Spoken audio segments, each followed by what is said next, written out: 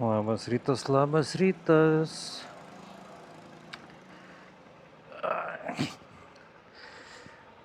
Gerai, išsimiegota.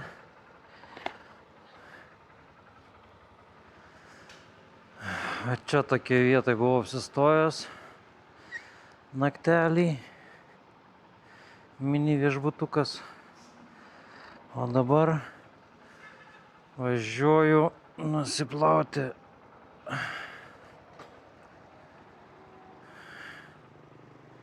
Nusiplausiu Pikachu ir tada važiuosiu.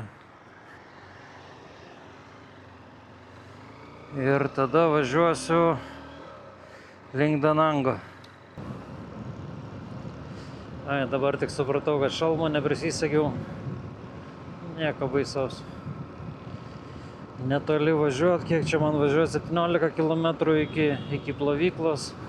Įdomi situacija vakare su šito viešbučiu, su nakvynės vieta buvo.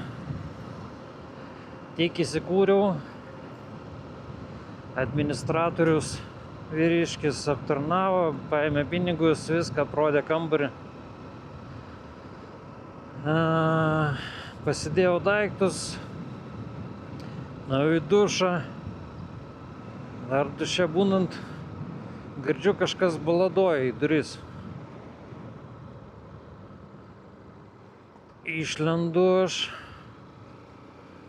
Sako, atidarau duris, sako, moteriškė stovi.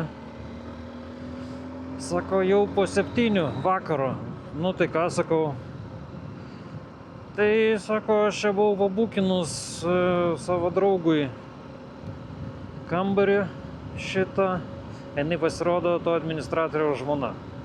Ar savininko, nesvarbu. Sako, buvau pabukinus draugui kambarį. Nu, tai sakau, nieko negaliu padėti, pas mane bookingas, aš per bookingą užsisakinėjau ir babkę sumokėjau ir viską. Ir jau kaip ir daiktus nusimečiau ir iš dušų išlindau.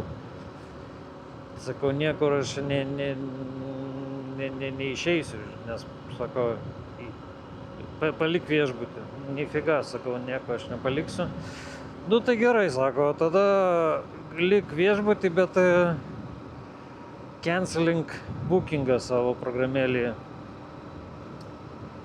Žodžiu, tokie vat įdomus dalykai. Matyti, juodų pinigų norėjo, tiesiog girdėjo, kad nereikėtų bookingui mokėti. Jo, ryte pabudau ir girdžiu sienai traška kažkas ir nesuprantu, kas darosi. Po kokio pusvalandžio supratau, kad virš tos sienos kabančio kondicionieriaus laša vanduo ir jis laša kaip tik ant mano termo maišo daiktų ir garsas sudaro tokį lyg sienas krapštytų kažkas.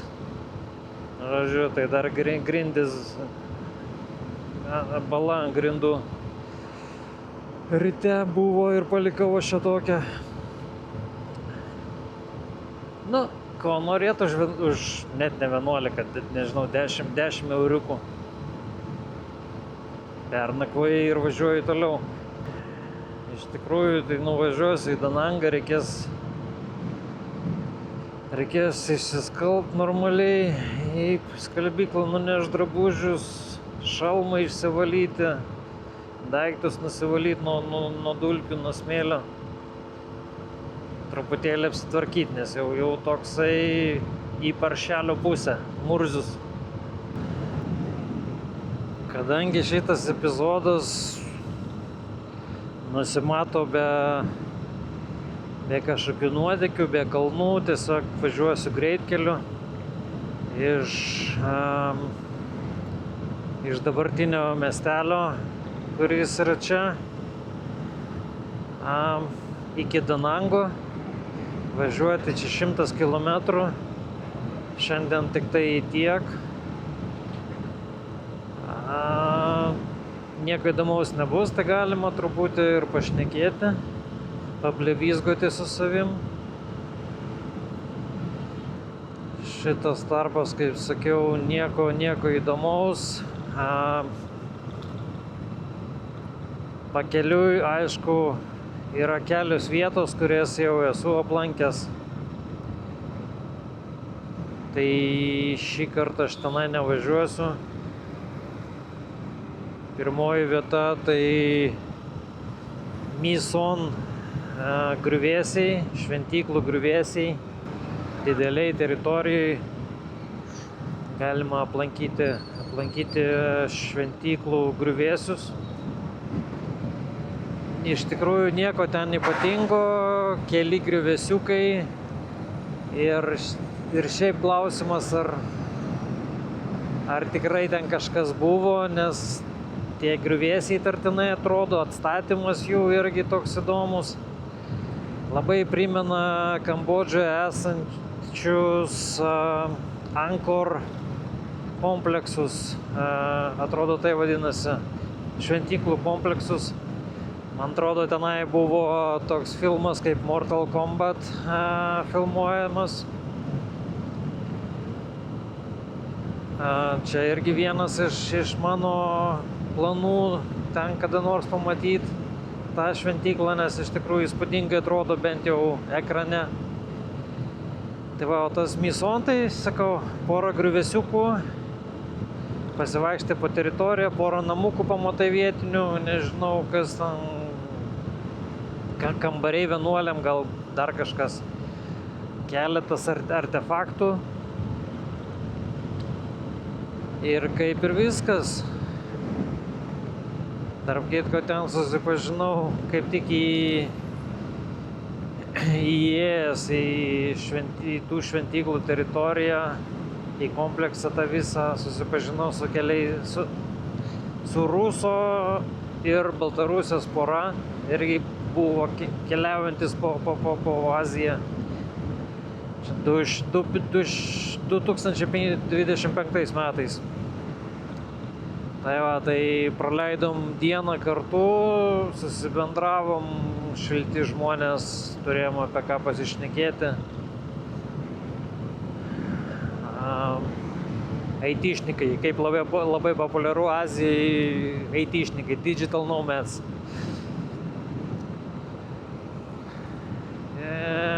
Ir viskas, su Mysonu. Tuomet mano šio kelio dešinėje pusėje bus, nors ne, gal aš dar šiandien pravažiuosiu, nesvarbu, žodžiu, bet nestosiu, Hoi An miestelį. Hoi An miestelis, buvęs žvejų miestelis, graži architektūra.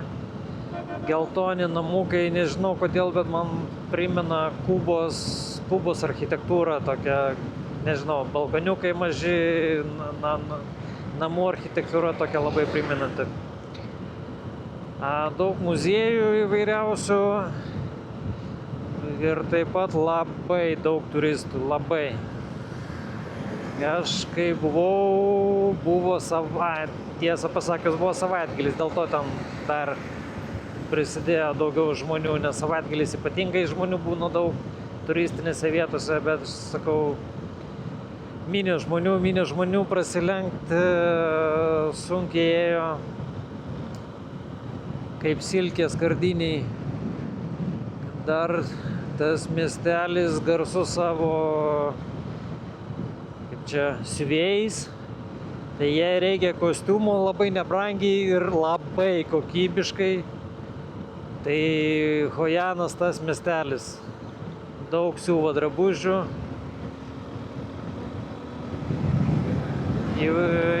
Įvairiausių drabužių, pagrinde kostiumai ir labai nebrangiai. Tai va, tai tiek apie tokias dvi vietas. Ir po jų seks tik tai Danangas ir viskas. Va, važiuoju tokiu keliu, nieko ypatingo nėra. Čia bent jau 70-80 galiu važiuoti. Tiesiai. Ir viskas. Pačiam Danange, ką galima pamatyti. Ir jo apylinkėse. Tai Pirmiausia, Lady Buddha. Tai didelė statula pakrantėje, pusiasalyje, visai šalia Danango, nepamenu kaip tas pusiasalis dabar vadinasi, jis nedidukas yra, bet žodžiu galima ten aplankyti, yra ir šventyklos, ir visai smagi vieta tenai pabūti. Kas dar? Naktinis gyvenimas čia aišku, yra toksai ir pakankamai sėkmingas. Man, kai aš buvau apsistojęs 25 metais, kaip tik nežinodamas apsistojau visiškai šalia tos gatvės, tos pagrindinės linksmybių gatvės, tai buvo viskas ranka pasiekiama. Paplūdimys taip pat šalia, visas miestas yra orientuotas į pajūrio pakrantę. Labai patogu, dieną deginėsi, vakare gali pasiaust. Neik, prašau, per gatvę.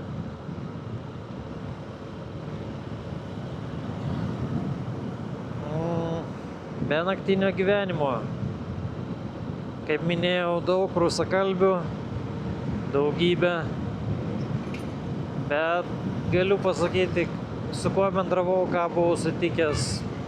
Malonus, mėly žmonės, nieko blogo negaliu pasakyti.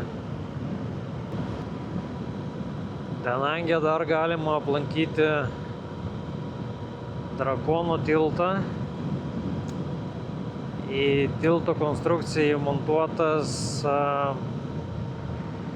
kaip po drakono snukis ir vakarais, nepamenu tik tai ar kiekvieną vakarą, ar penktadienį, šeštadienį leidžia ugnį lyg iš drakono nasrų sklistų ugnis. Įdomi atrodo, po ugnies jau tada purškia vandenį. Tai tie žmonės, kurie būna netoliese to tilto snukio, drakono snukio, tai gauna vandens purškimą. Na irgi tokia gera pramoga. Yra túrai per upę. Nepamenu pavadinimo, Danange, koks upės pavadinimas, bet yra túrai, plukdo laivais, maitina, restoranai yra laivuose. Visai neblogai. Taip pat, kaip ir daugelį didesnių miestų, yra vietinis turgus. Yra, aišku, ir maisto, ir visokių riešutų, ir visą kitą ir panašiai, bet drabužiai, batai, maikutės, šortai, striukės, kojinės, visko yra, ko tik nori, ir viskas yra su brendu. Nike'as, Adidas'as, North Face'as, viskas yra, ko tik nori, bet tai Vietnamo rinkai skirta produkcija, tai jinai gal kažkiek tai prastesnės kokybės, gal kažkur maikutį kokiai siūlėjai išlindus, žodžiu, reikia žiūrėti, bet nepaprastai pigu. Tiesiog kosmiškai pigu, galima tiesiog atskristi į Vietnamą su rankiniu bagažu, su kuprinė netgi, nusipirkti vietoj, oi, sveikata, nusipirkti vietoj lagaminą didžiulį, kuris kainuos, nežinau, 11-15 eurų, ir prisipirkti ko tik širdis geidžia. Tai sakau, maikutės, šortai, striukės, kelnės, kedai. Kalbant apie kedus, tai kedų, aišku, kokybė jaučiasi. Sakykime, bėgimo batai labai jaučiasi, kad nėra itin kokybiški. Didelis skirtumas tarp vakarų pasaulio kokybės ir čia Azijos. Aišku, atrodo tai gerai, viskas tvarkoja su jais, faina, vaikščiot gali, bet, sakykime, jei bėgimo batai, tai bėgiot vargiai. Jeigu išbėgi vieną kartą per porą savaičių per mėnesį, tai gerai, viskas. Labai ten kojai didelio skirtumo nebus, bet šiaip jeigu dažnesniam bėgimui profesionaliam, tai ne ta vieta. O normaliai gatvėje tiesiog sustoju ir stovi. Ar tą patį galima ir kostiumą irgi nuvažiuoti į Hojaną, nusipirkai kostiumą, irgi įsimeti į lagaminą, parsiskraidinai į savo šalį. Turguje taip pat privalu yra derėtis. Aš ne iš tų žmonių, kurie mėgsta derėtis. Pasakė kainą ir viskas. Nesvarbu Vietnamas ar ne Vietnamas, bet perku daiktą už tai, kokia jo kaina dažniausiai ir viskas man. Kadangi esu intravertas, tai man tie derėjimai, išsišnekėjimai, dar kažkas, tai galvos skausmas. Bet čia reikia derėtis. Tai yra kultūros dalis, tai yra pirkimo proceso dalis. Nuolatos reikia derėtis, nesvarbu daug mažai, bet vis tiek reikia nusiderėti. Vietnamiečiai, jie patys puikiai tai supranta ir tai yra jų kultūros dalis, ne mūsų kultūros, kad mes norim apgauti kažką ar pigiau nusipirkti. Ne, jie taip gyvena, jie derisi. Tai sakykim, jei tu nesideri, vadinasi jau kažkas negerai su ta kaina. Galbūt ta kaina per maža, reikėtų pakelt. Tai iš esmės tie derėjimai nėra tokie dideli eurais. Tai gali būti 2 eurai, euras, 3 eurai, bet vis tiek tai yra derybos ir tai privalu daryti. Praeitos kelionės metu dažnai apsilankydavau, tai maikutę kokią nusipirkti, šortus, kai perki už kelis eurus, tai sudraskai išmeti, nusipirki naują. Tai mėgdavau apsilankyti turguje ir ypatingai derėtis. Jau tiesiog azartas būdavo, kaip azartinis žaidimas derybos. Pavyksta nusiderėti, perki, nepavyksta derėtis, neperki. Ir va taip ir sukiesi tokią pramogą sau daraisi. Tarp Hojano ir Danango nedidelis atstumas, gal 15-20 km pakrantės kelio. Ir visam kely statoma, pastatyta ir nebaigta pilna visokių rezortų, viešbučių, kad turistam būtų ką veikti ir kur būt, bet nemažai ir nebaigta statyti. Bet iš esmės jau kažkada kelionės metu minėjau, Vietname labai daug statybų, labai daug, čia stipriai plečiasi. Labai didelės ir investicijos į šalį. Traukos vieta.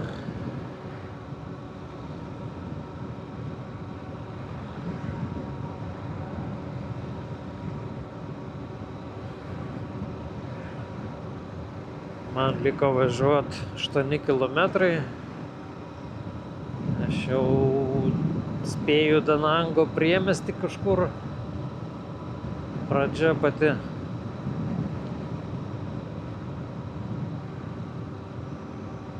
Ir šiandienos istorija bus baigta.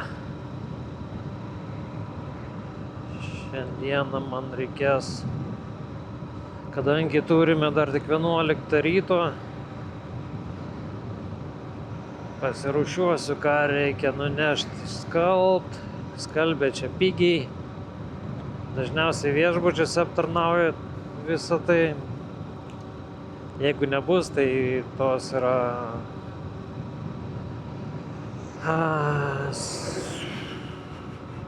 savarankiško plovimo vietos. čia problemos nebus, reikia apsitvarkyti daiktus, išsiskalbti, būti švariam, kad galėčiau švarus tęsti kelionę.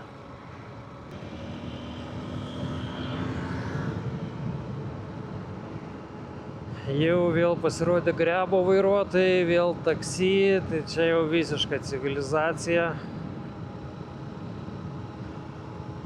Tarp kitko, man atrodo, dar turėčiau pravažiuoti Marble Mountains. Irgi graži vieta apsilankymui. Kalnuose ant kalno šventyklos. Gražu pažiūrėti, pasivaikščioti. Vos ne kaip japoniškas koks sodas, tik tai kad vietnamietiškas. Labai smagu.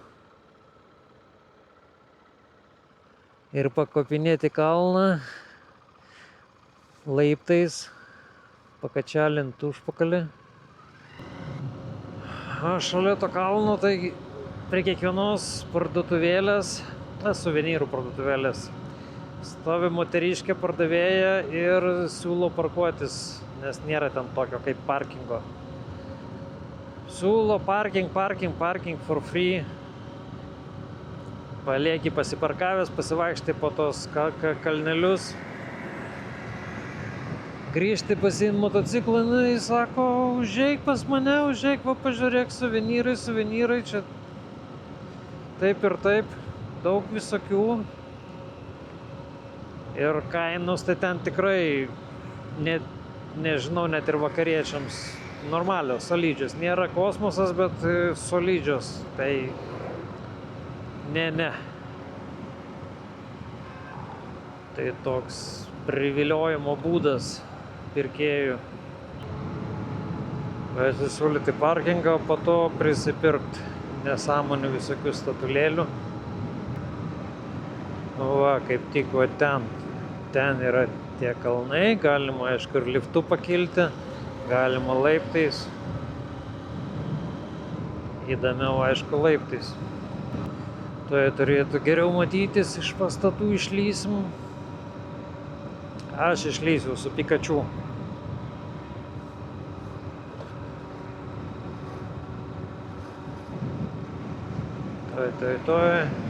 Taip.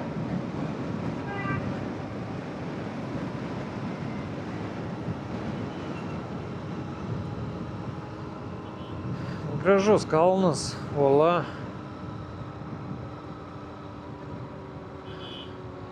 Pip, šitas už manęs vanojo per signalą, važiuot norėjo taksistas. Dabar dar vieną bando mopedą apvažiuot, skubais kažkur. Reikia laiku išvažiuot, kad nereikėtų skubėti po to. Bar. Burbuliuot pradedu, nes mano subinė nepailsėjo per naktį. Nedaug nuvažiavau, o jau spaudžia, jinai man duoda apie save žinią. Vėl intensyvus eismas laukia.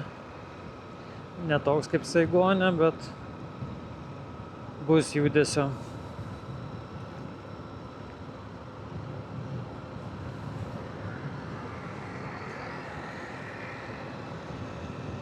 Važiuoju, pirmiausia, grožio procedūrą pasidarysiu, nusiskusiu galvą, nes labai čia anksti 11 valandų, pas mane čekinas 2. Nepažiūrėjau prieš važiuodamas, kada čekinas. Nieko, apsikirpsiu. Viešbutėje paliksiu daiktus, jeigu jie ten turi tą galimybę. Čia dar vienas dalykas, kurį reikėjo pasičekinti. Ir nueisiu kur nors pavalgyti.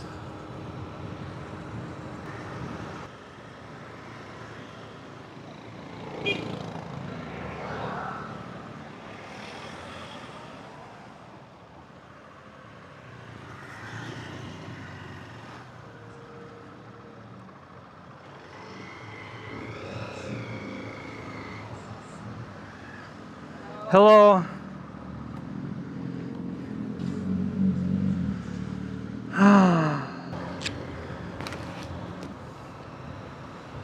Herkatas atliktas. Galima važiuoti į viešbutuką.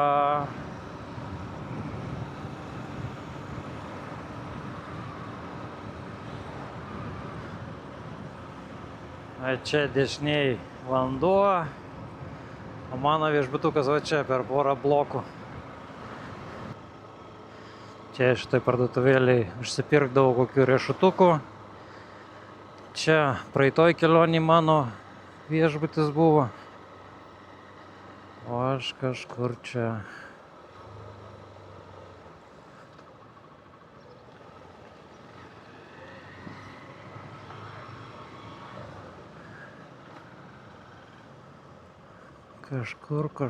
Kažkur.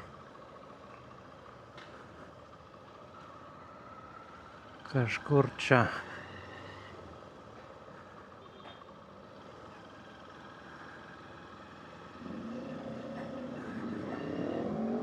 Va, čia.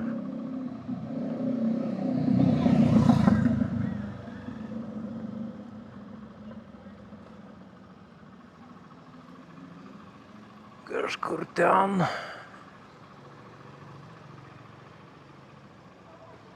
Privažiavimo nėra, tai kol kas čia paliksiu.